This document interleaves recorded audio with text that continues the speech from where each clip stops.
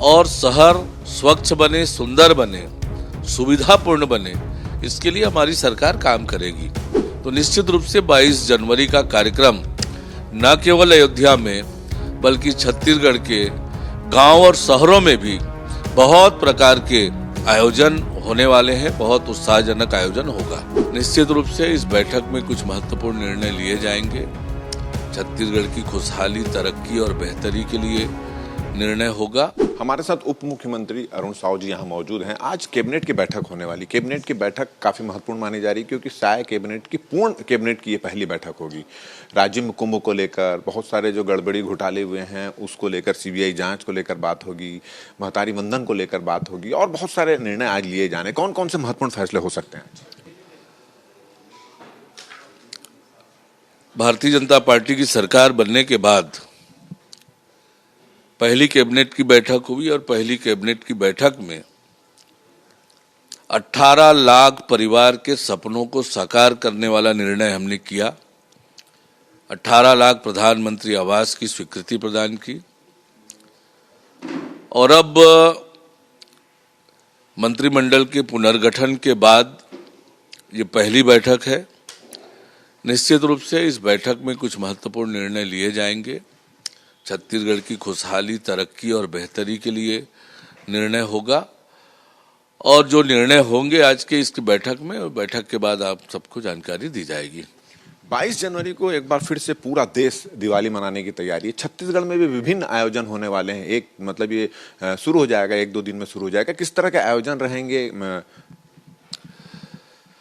22 जनवरी एक बहुप्रतीक्षित सुअवसर है। 500 साल की प्रतीक्षा के बाद जन्मभूमि अयोध्या में भगवान श्री राम का भव्य और दिव्य मंदिर का निर्माण हो रहा है।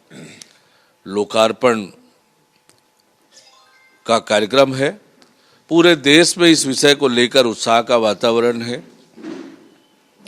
छत्तीसगढ़ भगवान राम का ननिहाल है, इसलिए छत्तीसगढ़ में दोगुना उत्साह लोगों के बीच में है और अलग अलग संगठन, अलग अलग लोग अलग अलग प्रकार से तैयारियां कर रहे हैं। तो निश्चित रूप से 22 जनवरी का कार्यक्रम न केवल अयोध्या में बल्कि छत्तीसगढ़ के गांव और शहरों में भी बहुत प्रकार के आयोजन होने वाले हैं। बहुत उत्साहजनक आयोजन होगा। केंद्रीय जो गृह मंत्री अमित शाह यहाँ पर आए थे, प्रधानमंत्री यहाँ पर आए थे और उन्होंने हर भाषण में कहा है कि छत्तीसगढ़ में जो शराब घोटाला हुआ, कोयला घोटाला हुआ, तमाम प्रकार के जितने घोटाले हुए हैं उनके आरोपियों को नहीं बख्शा जाएगा, उनके आरोपियों को उल्टा लटका दिया जाएगा। मोदी की गारंटी में भी ये शामिल था। मोदी की गारंटी तो धीरे धीरे सब पूरी होती जा रही है। ये गारंटी कब पूरी होगी, लोग इसका इंतजार कर रहे हैं। ये सही है कि भ्रष्टाचार को लेकर हमारी सरकार जीरो टॉलरेंस की नीति पर चलेगी। सरकार का अभी अभी गठन हुआ है, मंत्रियों को विभागों का आवंटन हुआ है।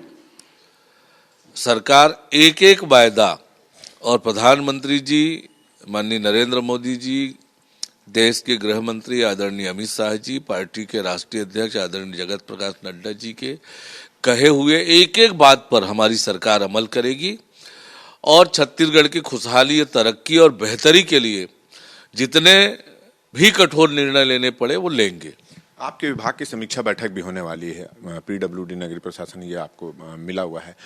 राजधानी की बात करें, बिलासपुर की बात करें, बहुत सारी ऐसी ट्रैफिक की जो समस्या बहुत है और जब इसकी बात होती थी बोल रहे कि पीडब्ल्यूडी ओवरब्रिज बनाने के, बहुत सारे ओवरब्रिज के भी, फ्लाईओवर के भी कॉन्सेप्ट यहाँ पर हैं। जैसे यहाँ पे जहाँ पर रुके हुए वीआईपी रोड में तेली बांधा से लेकर यहाँ लभांडी तक का एक फ्लाईओवर है। ये कब तक पूरा हो जाएगा और आपने समीक्षा बैठक लेने वाली, तो पहला काम क्या करने वाले अपने?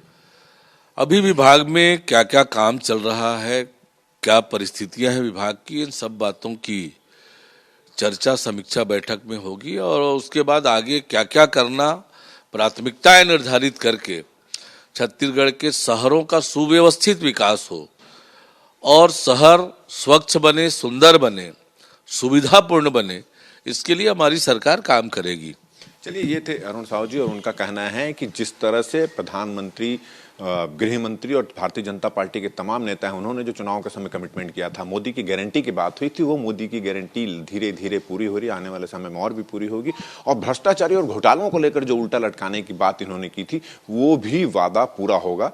धीरे धीरे इन सब मामलों की जांच भी होगी। कैमरामैन नरेंद्र मार्कंडे के साथ राजेश मिश्रा, IBC 24 रायपुर।